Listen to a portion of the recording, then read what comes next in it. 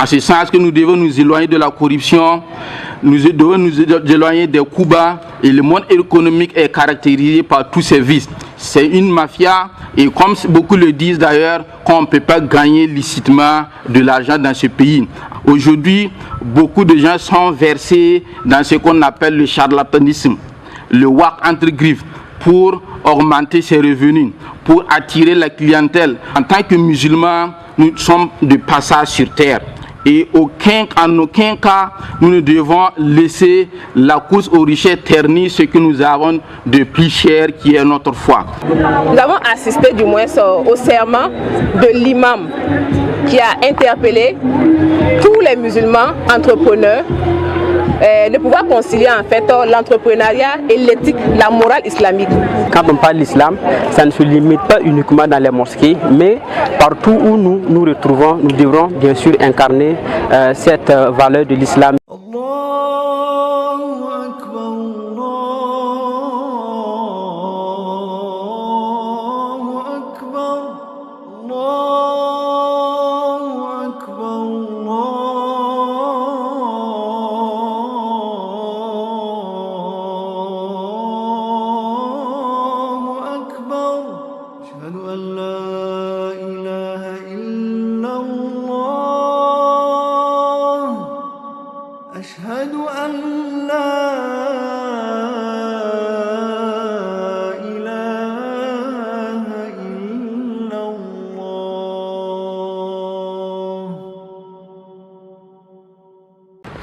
إن الحمد لله نحمده ونستعينه ونستغفره ونستهديه ونتوب إليه ونعوذ به من شرور أنفسنا ومن سيئات أعمالنا من يهد الله فهو المهتد ومن يضلل فلن تجد له وليا مرشدا ونشهد أن لا إله إلا الله وحده لا شريك له ونشهد أن محمدا عبده ورسوله صلى الله عليه وعلى آله وأصحابه وسلم تسليما كثيرا. أما بعد أيها الناس، أوصيكم ونفسي بتقوى الله تعالى، واعلموا أن الله قال في القرآن الكريم: يا أيها الذين آمنوا اتقوا الله حق تقاته ولا تموتن إلا وأنتم مسلمون. كما قال أيضا: يا أيها الناس وقال أيضا: يا أيها الناس اتقوا ربكم الذي خلقكم من نفس واحدة وخلق منها زوجها وبث منهما رجالا كثيرا ونساء واتقوا الله الذي تساءلون به والأرحام إن الله كان عليكم رقيبا. Toutes les louanges sont à Allah subhanahu wa ta'ala. Nous le louons, nous le glorifions, nous lui demandons pardon et nous nous remettons à lui. Nous nous réfugions auprès de lui contre le mauvais penchant de nos âmes et contre le mauvais de nos actes. Celui qu'Allah guide, nul ne peut l'égarer. Quant à celui qui laisse à lui-même, nul ne saurait lui trouver un guide. Nous attestons qu'il n'y a d'autre divinité en droit d'être adoré hormis Allah. Il est unique et sans associé, et nous attestons que Mohammed est son serviteur et son messager.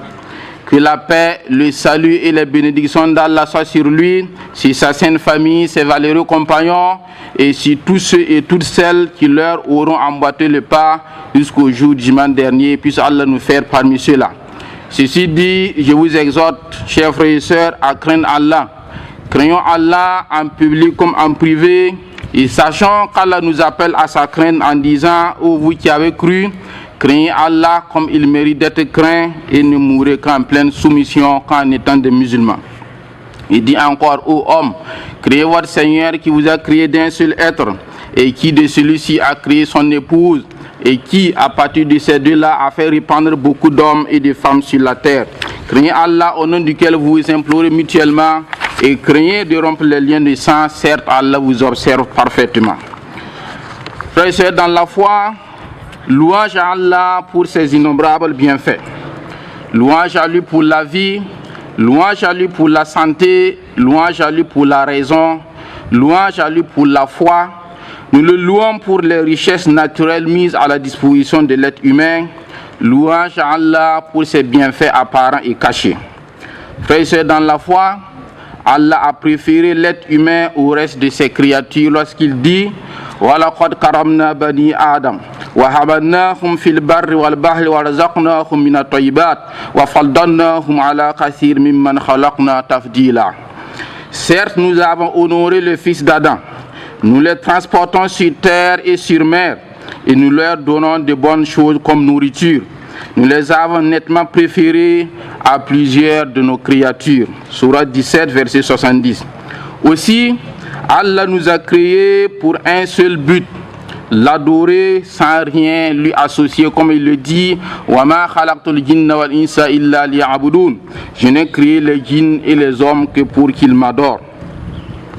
Et pour mener à bien cette mission exaltante et noble, il a créé les autres créatures pour servir l'être humain, pour servir l'homme.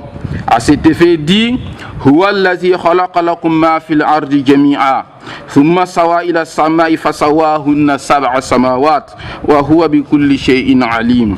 Et c'est lui qui a créé pour vous tout ce qui est sur la terre. Puis il a orienté sa volonté vers le ciel et en fit 7 cieux. Et il est omniscient. Sourate 2, verset 29. Les rivières, les fleuves, les océans, la terre ferme, les fruits et légumes aux saveurs diverses et succulentes, les trésors enfouis sous le sol, la faune et la flore sont mis à la disposition de l'être humain. Allah dit, Inna fi khalqi samawati wal ard واختلاف الليل والنهار والفلك التي تجري في البحر بما ينفع الناس وما أنزل الله من السماء من ماء فأحيا به الأرض بعد موتها وبث فيها من كل دابة وتصريف الرياح والسحاب مسخر بين السماء والأرض لآيات لقوم يعقلون. Certes, dans la création des cieux et de la terre, dans l'alternance de la nuit et du jour, dans le navire qui vogue en mer chargé de choses profitables aux gens, dans l'eau qu'Allah fait descendre du ciel, par laquelle il rend la vie à la terre une fois morte et il répand des bêtes de toute espèce, dans la variation des vents et dans les nuages soumis entre le ciel et la terre. En tout cela, il y a des signes pour un peuple qui raisonne. Sourate 2, verset 164.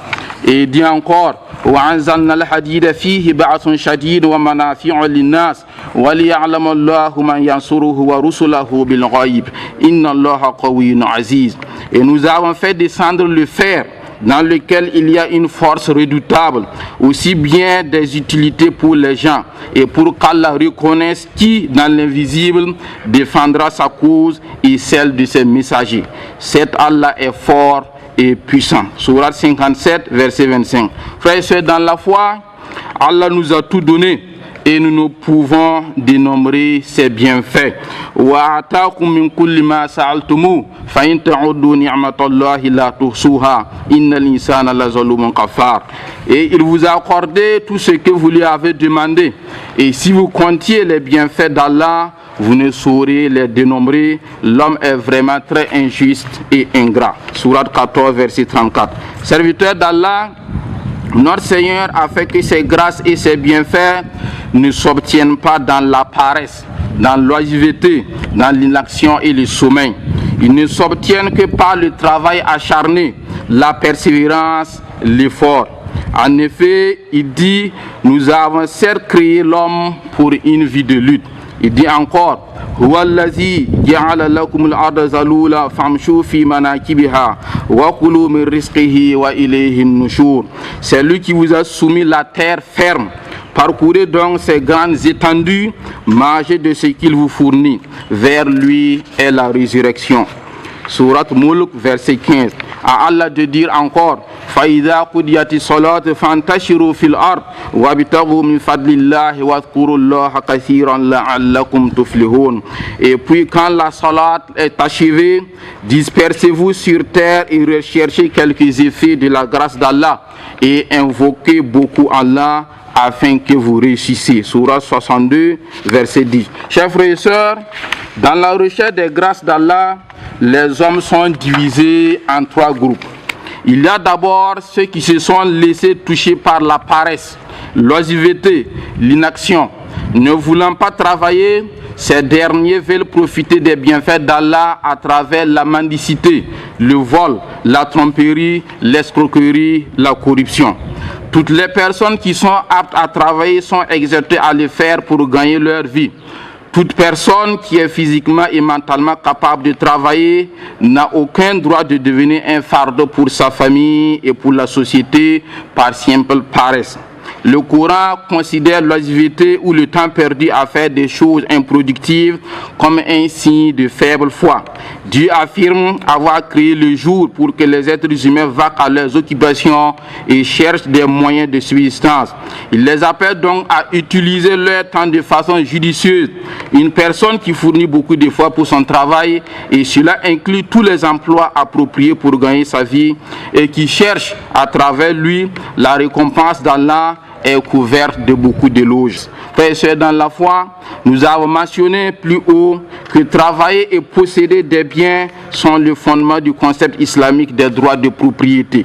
L'islam encourage l'homme à utiliser toutes les ressources créées que Dieu lui confie afin qu'il en tire les bienfaits pour lui et pour la société tout entière. Décider sciemment de ne pas utiliser ces ressources équivaut à de l'ingratitude envers Allah, de même que l'action opposée qui est le gaspillage irresponsable. Les biens sont considérés comme un moyen par lequel l'homme peut paver sa voie vers l'objectif ultime de sa vie. Même si les biens servent avant tout cela à soutenir les gens, l'islam n'interdit pas de les voir aussi comme des objets procurant un certain nombre de plaisirs. Frères et sœurs dans la foi, les biens que nous amassons ne sont qu'un moyen servant à l'homme à atteindre son objectif et ne doivent pas être considérés comme une fin en soi. Ils doivent être gagnés par l'intermédiaire d'un travail licite et productif. Ce genre d'emploi est spécifié par la charia qui définit les méthodes pour gagner de l'argent de manière licite et qui précise quel type d'activités économiques sont interdites. De plus, elle décrit les professions et les activités économiques qui sont susceptibles de mener à une acquisition illicite de biens. Les biens illicites acquis ou accumulés pour soi-même par cupidité sont condamnés et classés en tant que corruption. Luqman le sage, lorsqu'il conseilla son fils, disait ceci: tâche de faire des gains licites pour éloigner de toi la pauvreté, car jamais un homme n'est devenu pauvre sans devenir en même temps victime de 3 maux. Une précarité au niveau de sa religion, une faiblesse de sa foi et une absence chez lui de tout esprit chevaleresque, et plus grave encore, il devient méprisé et méprisable aux yeux des autres. Chers frères et sœurs, l'argent dans les économies de marché, il est essentiellement basé sur l'usure, la cupidité et la monopolisation qui, dans ce cas, le transforme en un outil pour générer encore et toujours de l'argent qui devient ainsi un objet en soi. Il servira alors à faire éclater les guerres, à faire tomber les trônes et à gaspiller les ressources pour maintenir les prix et donc pour arriver aux résultats suivants: l'élargissement du cercle de la pauvreté et du chômage, la propagation des maladies physiques et mentales, la multiplication des crimes, des meurtres et des vols, la hausse du taux de suicide, l'humiliation des femmes, la maltraitance des enfants et la pollution de l'environnement. Frères et sœurs dans la foi, il n'est guère étonnant de voir une telle situation se concrétiser dans la réalité, car les économies actuelles sont à la fois caractérisées par l'excessivité et le laxisme, les lacunes et la négligence, l'égoïsme et l'opportunisme. En un mot, ce sont des économies libres de toute restriction d'ordre moral, religieux, voire humain. Tout cela pour le compte de qui? Pour le compte et le bénéfice d'une oligarchie internationale qui contrôle le monde et ses ressources et qui installe des entreprises multinationales et monopolistes un peu partout. Tout cela, ainsi qu'une liberté irresponsable, a conduit et conduira toujours aux crises économiques, financières dont les victimes resteront toujours les pauvres et la classe moyenne. Frères et sœurs dans la foi, aquli qawli hadha fastaghfirullah li wa lakum wa li salimin min kulli dhanb fastaghfiruhu innahu huwal ghafurur rahim. Alhamdulillahi rabbil alamin wal aqibatu lil muttaqin wala udwana illa ala zalimin. Nashhadu an la ilaha illallah wali salihin wa nashhadu anna Muhammadan abduhu wa rasuluh sallallahu alayhi wa ala alihi wa ashabihi wa sallama tasliman kathiran amma ba'd. Chers frères et sœurs, comme nous l'avons vu, Allah subhanahu wa ta'ala a créé pour nous tout ce qui existe sur la terre, a établi comme règle pour gagner ces ressources naturellement mises à notre disposition le travail. Et le travail en tant que musulman, en tant qu'entrepreneur musulman ou aspirant à l'entrepreneuriat, nous devons avoir comme guide notre foi. Nous devons avoir comme boussole notre foi. Et nous devons savoir également qu'il n'y a pas un domaine dans lequel on cesse d'être musulman et après on redevient musulman. Toutes nos actions dans l'acquisition des richesses doivent être guidées par les principes islamiques en la matière.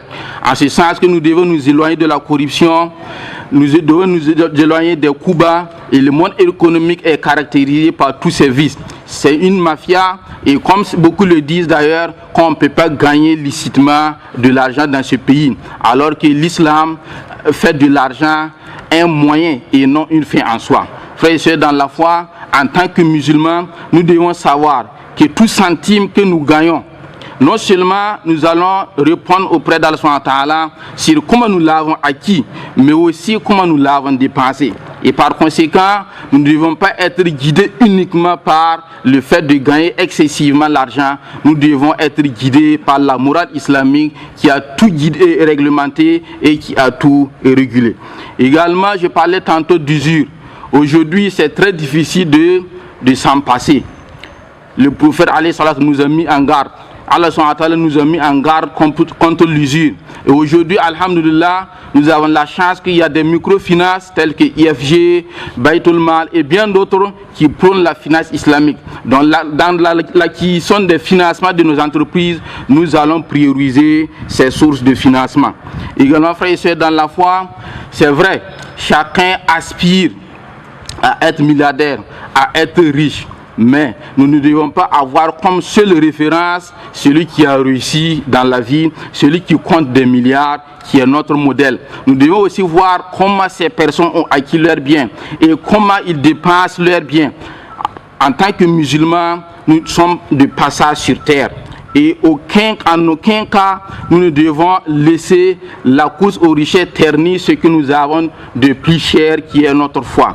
Aujourd'hui, beaucoup de gens sont versés dans ce qu'on appelle le charlatanisme, le wak entre griffes, pour augmenter ses revenus, pour attirer la clientèle, pour écarter un concurrent à un marché public. Pour être choisi lors d'un marché public, nous devons nous écarter de toutes ces pratiques-là. Également, en tant que musulmans, nous devons savoir que seul on peut aller peut-être loin, mais ensemble ou à deux, on peut aller encore plus loin.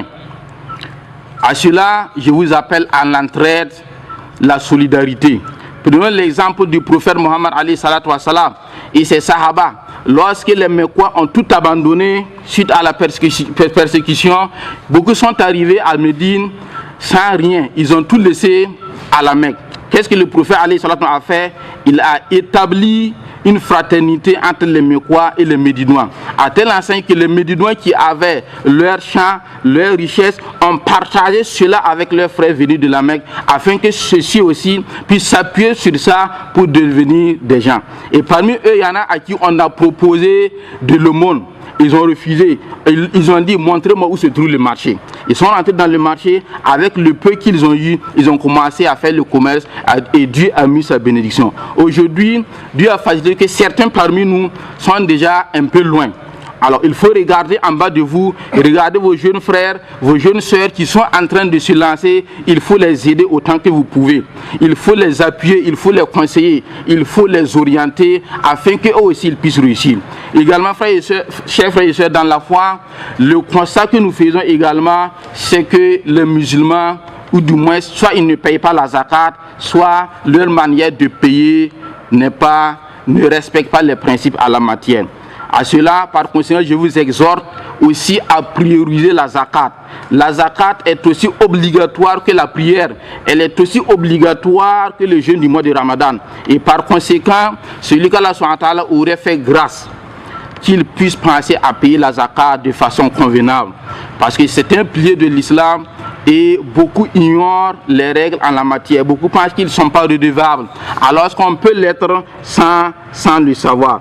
Chers frères et sœurs dans la foi, soyons honnêtes et sincères dans nos affaires, dans nos business. Il ne faut jamais cacher le défaut d'un article pour vendre. Cela est interdit. Il faut dire la vérité au client, quitte à ce qu'il choisisse de payer ou de ne pas payer. Il faut également nous éloigner de la tricherie au niveau de la mesure. C'est aussi la pratique courante dans notre société. La tricherie au niveau de la balance et de la mesure. Tu payes un sac de riz de 50 kilos et tu peux te retrouver avec 45, et ce sont encore nous les musulmans. Ce sont encore nous les musulmans. Voilà pourquoi nous devons nous aligner sur la troisième position, qui sont ceux qui se laissent guider par leur foi. L'argent n'est pas une fin en soi, c'est la bénédiction avant tout. Et retournons ceci, nous allons répondre tous devant Allah subhanahu wa ta'ala de ce que nous avons gagné et comment nous les avons dépensés. Si tel est le cas, à quoi ça sert d'amasser de façon illicite des milliards que des gens vont venir bouffer, dépenser après, et nous allons aller répondre auprès d'Allah. Allah nous en préserve. Puis Allah nous guide davantage sur le droit chemin, qu'il prospère nos activités économiques, qu'il nous aide à nous entraider, qu'il nous éloigne de tout mal, qu'il nous accorde une bonne fin, qu'il ramène la paix dans notre cher pays. ربنا آتنا في الدنيا حسنة وفي الآخرة حسنة وقنا عذاب النار ربنا لا تزغ قلوبنا بعد إذ هديتنا وهب لنا من لدنك رحمة إنك أنت الوهاب ربنا هب لنا من أزواجنا وذرياتنا قرة أعين واجعلنا للمتقين إماما اللهم انفعنا وارفعنا بالقرآن العظيم اللهم اجعلنا من أهل القرآن الذين أهلك خاصتك يا رب العالمين اللهم جملنا بالقرآن ونورنا بالإيمان برحمتك يا أرحم الراحمين يا سميع الدعاء يا ذا الجلال والإكرام يا حي يا قيوم اللهم صل على محمد وعلى آل محمد كما صليت على إبراهيم وعلى إبراهيم في العالمين إنك حميد مجيد سبحان ربك رب العزة عما يصفون وسلام على المرسلين الحمد لله رب العالمين قوموا إلى الصلاة. L'imam a abordé l'éthique et la morale dans le travail et il a beaucoup insisté sur ça. Et en tant que musulman, la vie du musulman est incarnée bien sûr par ces principes-là. Et quand on parle d'islam, ça ne se limite pas uniquement dans les mosquées, mais partout où nous nous retrouvons, nous devrons bien sûr incarner cette valeur de l'islam qui est l'éthique, la morale dans tout ce que nous faisons. Également, il nous a parlé en disant que il y a certaines personnes qui, par la lâcheté, etc., voilà, se donnent à des mendicités et autres en disant que voilà, je suis musulman, non, alors qu'en islam, cela, la lâcheté ne doit pas nous empêcher de pouvoir avancer. Il a même pris l'exemple de quelques prophètes, y compris notre prophète Mohammed qui vivait, qui avait un travail, voilà, qui avait un travail qu'il faisait lorsque, mais il n'était pas celui-là qui se limitait seulement à la mosquée, etc. Nous avons assisté du moins au serment de l'imam qui a interpellé tous les musulmans entrepreneurs de pouvoir concilier en fait l'entrepreneuriat et l'éthique, la morale islamique.